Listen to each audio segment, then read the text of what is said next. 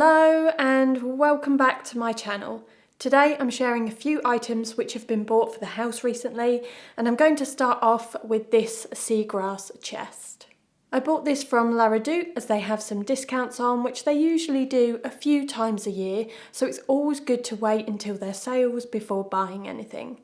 I bought this for one of the guest rooms upstairs. We did actually post a video about the makeover of this room, which some of you may have seen already, but if not, there will be a link in the description box below if you fancy seeing how it looked before. It was very blue.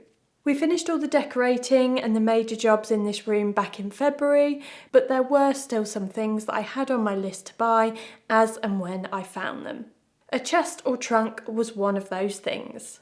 As we only have a stool on one side of the bed as a bedside table, I wanted something for the other side, again to act as a bedside table, but not necessarily be a bedside table. This chest is pretty big and we could store some extra pillows in there, maybe some blankets and even some guest towels. So it's actually a really functional bedside piece. I also just love natural textures and the warmth that woven pieces like this can bring to a room. Now, whilst we're on the topic of woven textures, I will share my next piece. This was a real surprise find on Amazon of all places, and it's a jute woven poof footstool. Now, this does also come in a cylindrical shape, but as you can see here, I opted for the cube shape. I just bought one, but I must say I am very tempted to buy a second because I think a pair of these would suit so many different locations in the house. I initially bought this poof for our entryway. We have a console table, which some of you may have seen before, and it has a basket underneath. This is purely for decor, although sometimes I do throw a bag for life in there. And I thought this cube could potentially fill the space next to it under the console. It could be pulled out to perch on whilst taking off or putting on shoes, more so in the wintertime, and then it can be slid back under when not in use. But looking at it, I really feel like adding two poofs underneath the console and removing the basket would look much cleaner and less mismatched. Moving on, another piece from Jute using those summer discounts again. This is a terracotta vase which has been coloured black. I'm always on the lookout for terracotta pieces because of the slightly uneven texture. Terracotta is often seen in antique pottery, so even when pieces are new, they can have an older, not so perfect look to them. I bought this vase for general decor, but I had been thinking of using it here on our floating shelves in our living room. When we moved into this house, I didn't have many decor pieces as our previous home was much smaller, so over the last couple of years I've been collecting pieces gradually for these shelves and other areas of the house. Okay, next up, I've been really excited to share these because autumn is my absolute favourite season, and since moving into this house, I have very much caught the seasonal decor bug. And so when autumn rolls around, I fully deck out the house for that season. Now, one thing I find really adds that autumnal feel is arrangements. I absolutely love swapping out what we have in our vases and urns, but it can be tricky to find the right things to put in there. After some Googling, I came across a website called Atlas, and they specialise in dried and preserved flowers and foliage for all seasons. Now, they are a wholesale site, which means that the price will vary depending on the amount you buy. Now, I wasn't sure how big each bunch would be, so I ordered 4 of each of the styles that I went for, and this made them cheaper than just ordering 2 of each. As it turns out, 4 was a good quantity for fitting in our large vases. So here I have preserved copper beech in burgundy. The colour is just beautiful and rich, and they do actually come in some more warm autumnal colours as well. So you could mix them together, but I personally prefer them with a block colour on their own. Next is Broom Bloom, which is from their dried variety rather than preserved, and this is the natural colour. I will also leave all this info and links down below in the description box for your reference. Here I have Indian Corn in the natural colour. Again, there are many different colourways for most of their flowers and foliage. There is honestly so much choice. And finally, this is Amaranthus caudatus in orange. I just love this. The colour is beautiful, really warm and rich for autumn, and I like how these drape a little bit more rather than being stuck up vertically, and they've got some really beautiful texture to them. Now, the great thing about dried and preserved flowers and foliage is that you can reuse them year after year if you store them well, so they're not just a one-time wonder. I'm going to stick with autumnal decor because the next items I have to share are these pumpkins.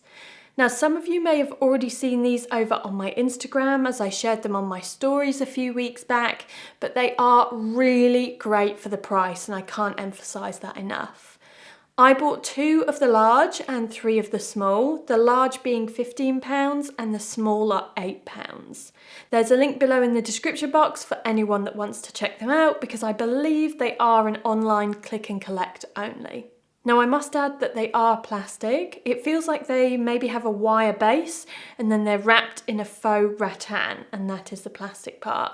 I must admit, when you see them in the flesh, they really don't look cheap at all and they genuinely look really nice, and they're the kind of decoration that you can keep and reuse year after year.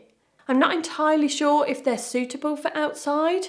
They are quite light, so if your door is exposed, if there's a storm or a bit of wind, they could potentially blow away unless you anchored them. But we have a sheltered front door and I'm going to pop some of ours out there when it comes time to do the autumn decor. And just preempting the question, they do indeed have a little hole underneath, so you could pop a battery or rechargeable tea light under there. Not a real one, of course, as fire and plastic don't mix. Another little pumpkin find of mine was this scented candle, which I recently bought from HomeSense. It's actually by Martha Stewart and it smells delicious. It's a not too sweet pumpkin spice scent. Now, I haven't lit this yet because we're not quite in the autumn season, so I'm afraid I can't tell you how it burns or how intense the scent throw is, but I purely bought it for this cute little ceramic pumpkin that it comes in. I thought I could reuse it year after year once I've burnt the candle inside, and as I have my own candle making supplies, I can always pour another one in there for next year. It's a really good size and makes a cute little piece of decor as well, and it was only £12.99. Up next are 2 faux olive trees. Now, I am usually very firmly against faux plants and trees and flowers because I'm just not a fan of that fake look. But I do love olive trees.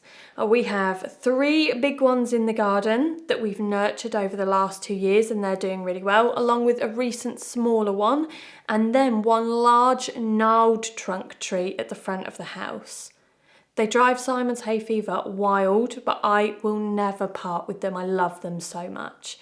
And I really wanted a couple in the house, but after reading articles, FAQs, blog posts, they all unanimously say that an olive tree will not survive indoors, especially not in the UK, and I wanted them inside permanently, not just bringing them inside for winter.